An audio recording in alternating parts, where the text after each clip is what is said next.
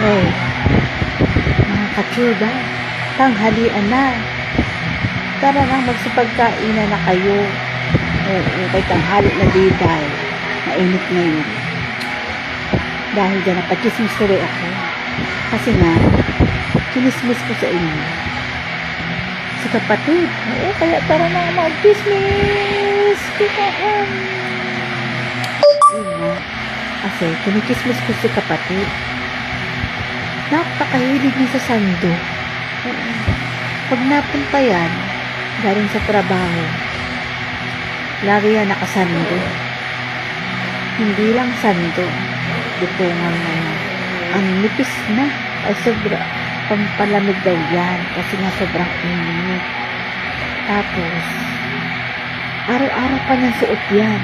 Oo, lagi niyang suot yun, yung damit na yun.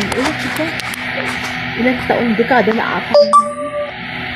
Hindi talaga pinakalimutan. Hindi talaga iniiwan. May time na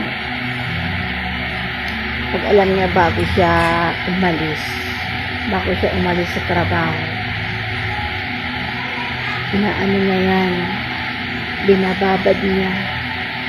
Diba yun, maliligo na siya, diba maliligo na sa hapon, ibabad niya.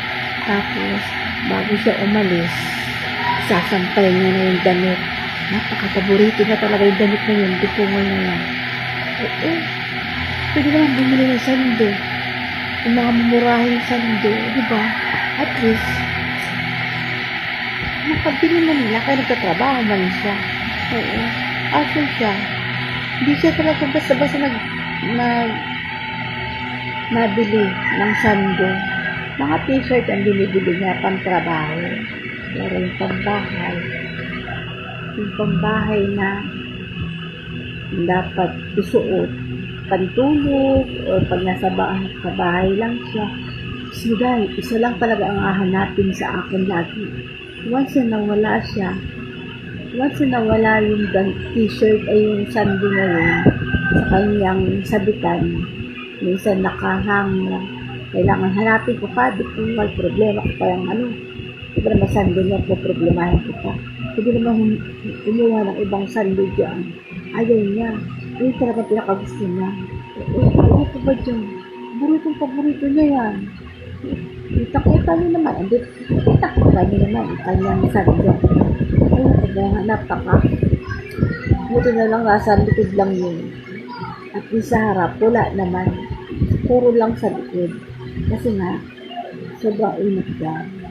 Kaya sabi niya, hanggat kaya daw niya susuotin niya. Ang mahalaga, nasa likod ang problema.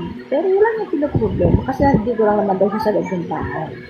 Sira, sabi ko siya, bahala ka na nga sa buhay.